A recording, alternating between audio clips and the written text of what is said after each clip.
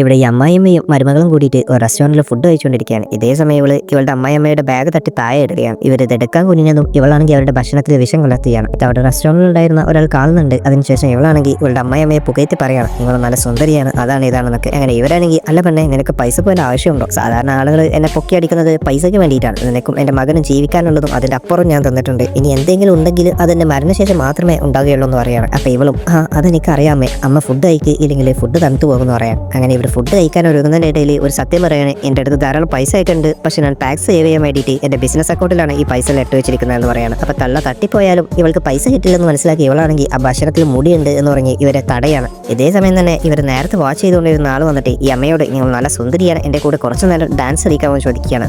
ഇവരത് സമ്മതിക്കും. അങ്ങനെ ഇവർ ഡാൻസ് ചെയ്യുന്നതിൻ്റെ ഇടയിൽ ഇയാൾ നേരത്തെ ഇവളെ ഭക്ഷണത്തിൽ വിഷയം കണ്ടെത്തിയെല്ലാം ഇവരോട് പറയാണ്.